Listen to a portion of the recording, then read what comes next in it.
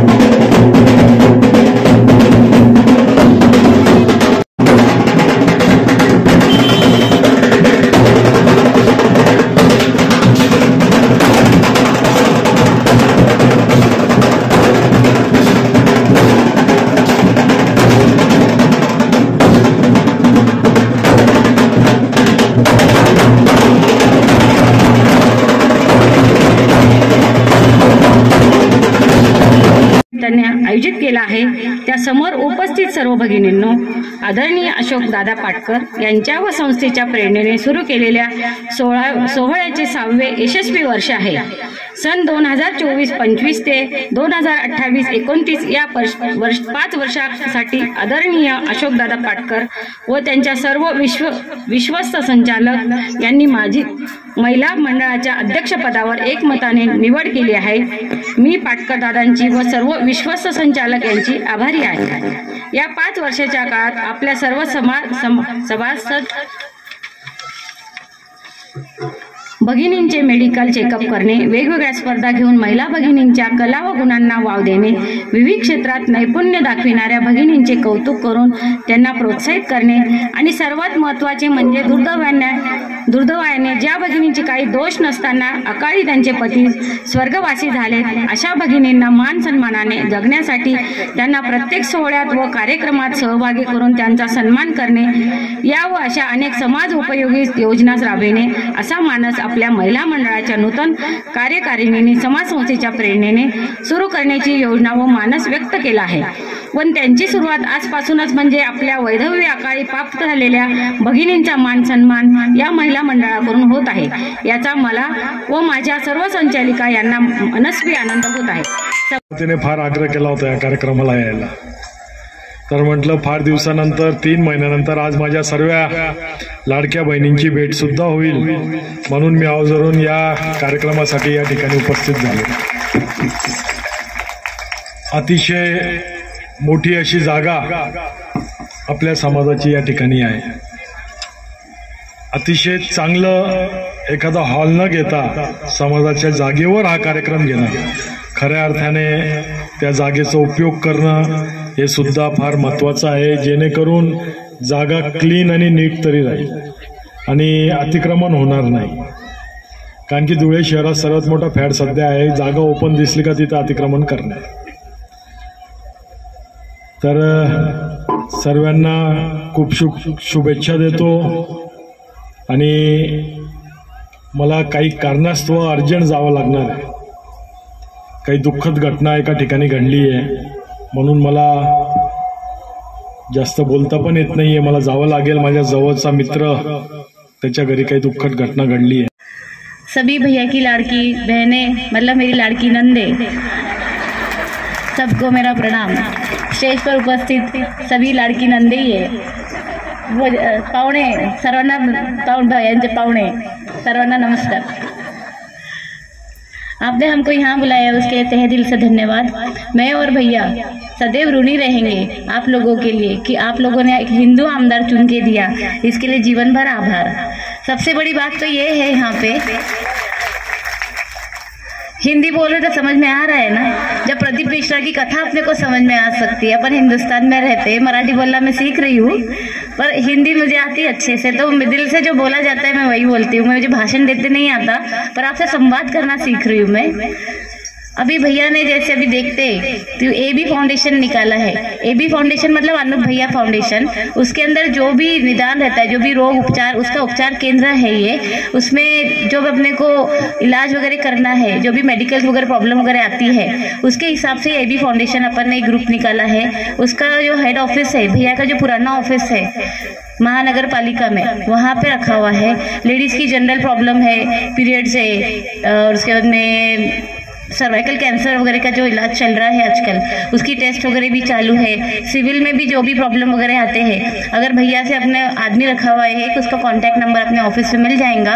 Staff रखा है बहुत बड़ा अपने मेडिकल के लिए. मेन प्रॉब्लम यही है कि आजकल की लेडीज को मेडिकल प्रॉब्लम्स ज़्यादा आ रहे हैं. सभी यहाँ पर नियरली अबाउट 40 ईयर्स के ऊपर, 40 साल के ऊपर की लेडीज है. सबको PCOD का प्रॉब्लम तो आता ही होगा और भविष्य में आने वाला भी है. तो उसके लिए एक उपचार केंद्र भी अपन ने खोल के रखा है. उसके लिए वो भैया है वहाँ पे, कमलेश भैया करके है, आप उनसे संपर्क कीजिए, वो आपको बरोबर इसके बारे में गाइडेंस देंगे. सेकेंड थिंग, अभी सर्वाइकल कैंसर बहुत ज्यादा चल रहा है, जो लेडीज को मालूम नहीं पड़ता है. जब वो बहुत बड़ा गंभीर रूप ले लेता है, उसके बाद में अपन सजग होते हैं, जब तक बहुत लेट हो चुकी होती है. उसके लिए अपने ज्यादा से ज्यादा वहाँ पे सर्वाइकल कैंसर की एक लस मिल रही है जो सिविल हॉस्पिटल में उपलब्ध है. तो कमलेश भैया के अनुसार आप लोग जाएंगे तो आप लोग को पूरी गाइडेंस मिलेंगी और अपना उपचार अपन कर सकते। अभी ये हुआ अभी अपने फिजिकल एड के बारे में। उसके बाद में अपनी लड़कियों के बारे में, जैसे मेरे पास बेटी बचाओ का पद भी है, बेटी बचाओ बेटी पढ़ाओ का मेरे पास प्रदेश उपाध्यक्ष का पद है ऑल ओवर महाराष्ट्र का। तो जो अपनी लड़कियां हैं अपन उनको अपने पैरों पे इतना खड़ा कीजिए कि खुद एम्प्लॉयमेंट मतलब लोगों को एम्प्लॉयमेंट दे सके, लोगों को रोजगार उपलब्ध कर सके, अपन खुद के पैरों पे खड़े रह सके। आज अपनी लड़की में इतनी हिम्मत बताइए। अपन अभी 90% अभी लेडीज गृहिणी है ना, किसी का सेल्फ एम्प्लॉयमेंट होएगा। इसके अलावा और जो भी होएगा लड़कियों को ज्यादा आप लोग प्रोत्साहन दीजिए ताकि वो अपने पैरों पे खड़ी रह सके। उसके बाद में उसके लिए ऐसा वर्क ढूंढिए ताकि वो उसके बरोबर इज्जत रिस्पेक्ट कर सके। आज के जमाने में लड़कियों को जो एम्प्लॉयमेंट है, रिस्पेक्ट है, उसके अलावा और कुछ भी नहीं चाहिए। ये हुआ तीसरा मुद्दा। और ये है कि भाई लव जिहाद, लिव इन रिलेशनशिप, ये बहुत बड़ा केसेस चल रहे हैं अभी। लव जिहाद से भी ज्यादा live in relationship. Live in relationship मतलब क्या होता है भाई, अपनी लड़कियों को अपन बाहर गाँव भेजते पढ़ने के लिए बड़ी सिटीज में। अभी यहाँ पे बड़ी बड़ी कॉलेजेस है, बड़ी बड़ी सिटीज है, अपन थोड़ी जाके देख रहे हैं कि भाई अपनी लड़की वहाँ क्या कर रही है करके। तो अपने को लड़की का अपने को अपना फ्रेंड बनना है ताकि वो अपने को पूरा बात बता सके कि क्या हो रहा है उसके साथ में क्या नहीं। तो ये जो मुद्दे लिव इन रिलेशनशिप के हैं वो 90% क्योर हो जाएंगे। जो लिव इन रिलेशनशिप है वो आगे जाके बहुत दुखदाई है। हम लोगों के पास में इतने केसेस आ रहे हैं लिव इन रिलेशनशिप के, अभी 90% cases live in relationship as well as love जिहाद के केसेस बहुत ज्यादा चल रहे हैं। तो प्लीज आप अपनी लड़कियों को संभालिए, उनकी फ्रेंड्स बनिए। मेरी बस यही गुजारिश है आप लोगों से। बाकी मुझे ज्यादा कुछ बोलते नहीं आता, यही 2 शब्द मैं आपको बोल के समाप्त करना चाहती हूँ। मुझे बुलाने के लिए आप सबका आभार, धन्यवाद। जय हिंद, जय महाराष्ट्र। सर्वप्रथम आपल्या सर्वांचं स्वागत। लाडशक्यवाणी समाज संस्था होय या संस्थेच्या प्रेरणेने सन 2024-25 साली लाडशक्यवाणी समाजातील महिला मंडळ स्थापन झालं। 2024 ते 2019 ते 24 अतिशय 5 वर्ष सर्व भगिनींनी एकत्र येऊन हळदी कुंकवानिमित्ताने तिळगुळ वाटपाचा कार्यक्रम केला, वाण वाटपाचा कार्यक्रम केला। या महिला मंडळाचं हे 6वं वर्ष आहे। यावर्षी नुकतेच इलेक्शन झाल्यामुळे आपण प्रथम आमदार अनुप भैया अग्रवालजी यांना सन्मानाने बोलवलं। त्यांच्या सुविज्ञ पत्नी सौ अल्फाताई यांनाही सन्मानाने बोलवलं। महिला मंडळाचा कार्यक्रम असल्यामुळे सामाजिक कार्यकर्त्या विजयाताई नागमोती यांनाही प्रमुख अतिथी म्हणून आपण सन्मानाने बोलवलं। आणि या कार्यक्रमाचं वैशिष्ट्य असं यावर्षीचं की लाडशक्यवाणी समाजातील ज्या विधवा बहिणी ज्यांना समाजामध्ये स्थान मिळत नाही, वाईट टाकलं जातं, कुठल्या चांगल्या कार्यक्रमाला बोलवलं जातं, यावर्षी सर्व महिलांनी आणि आमच्या सर्व टीमने ठरवलं की सर्वात पहिले सन्मान त्यांचा करायचा, मान त्यांना द्यायचा, आनंद त्यांचाच द्विगुणित करायचा आणि त्यांना सर्व आनंदामध्ये सहभागी करून घ्यायचा। त्याप्रमाणे जवळजवळ समाजातल्या 24 ते 25 महिलांना आज सन्मानाने बोलवलं। पहिल्या लाईनीत त्यांना सोफ्यांवर बसवलं आणि त्यांना वाण देऊन, हळदी कुंकू देऊन त्यांचा आम्ही सत्कार केला। हे 6वं वर्ष आहे। इथून पुढे महिला मंडळातर्फे आणि माझ्या लाडशक्यवाणी समाज संस्थेच्या टीमतर्फे दरवर्षी महिलांच्या विकासासाठी, त्यांच्या आर्थिक विकासासाठी, त्यांच्यावर काही संकट आली त्याच्यासाठी सर्व महिला मंडळ आणि आमची सर्व टीम यासाठी सतत कार्यशील राहणार आहे।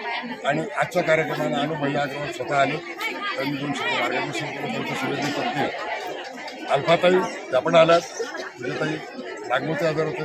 या कार्यक्रमाचं ज्यांनी आयोजन केलं ते मुख्य आयोजक म्हणतात त्या अनिलदादा नागमोती यांनी हे पण आज उपस्थित होते, त्यांचाही सन्मानित करण्यात आला, त्यांनी सत्कार करण्यात आला। आपण सर्वजण वेळात वेळ काढून आलात, आमचं कौतुक आपण करणार आहात। आपल्या सर्वांचे संस्थेच्या वतीने, महिला मंडळाच्या वतीने आभार। धन्यवाद।